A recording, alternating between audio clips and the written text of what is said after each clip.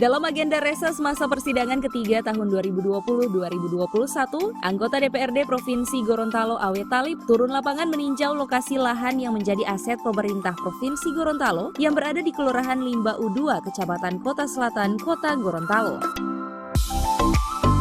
Diketahui lahan yang dikunjungi ini merupakan lahan eks milik Dinas Kehutanan Provinsi Sulawesi Utara yang luasnya mencapai 3.052 hektar.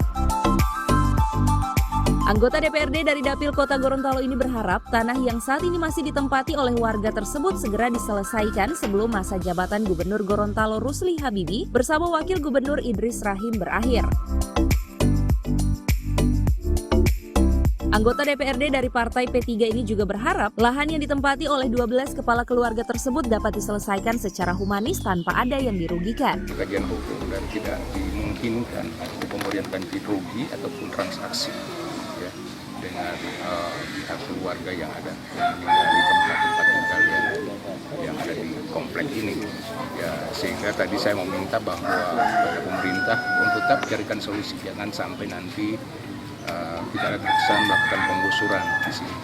Ya, kita carikan jalan bagaimana melakukan pendekatan secara kerohiman pada mereka, sehingga mereka juga akan keluar dari sini dan sudah dipastikan mereka juga akan memperoleh tempat tinggal yang baru. Nah, jangan sampai mereka akan jadi terlantar setelah dikosongkan dari sini ataupun dilakukan eksekusi terhadap lahan. Kita berharap bahwa ini akan selesai sebelum masa jabatan gubernur RH selesai, NKRI selesai. Jadi kita berharap bahwa ini tentunya adalah merupakan salah satu PR yang sangat urgent untuk diselesaikan, ya, maksimal di awal tahun 2022.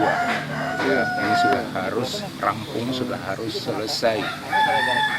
Dan tentunya kita akan bicarakan bagaimana solusinya, karena secara normatif ini tidak mungkin. Ini mungkin penyelesaiannya secara non teknis. Kita bicarakan bagaimana caranya. Yang jelas bahwa masyarakat di sini juga sangat kooperatif untuk membantu pemerintah. Tetapi mereka juga minta dipikirkan bagaimana kami apabila sudah keluar dari sini kami tidak memiliki lagi tempat tinggal. Nah, ini hal yang perlu juga diantisipasi dan persiapkan sebagai win-win solution yang mereka kehendaki.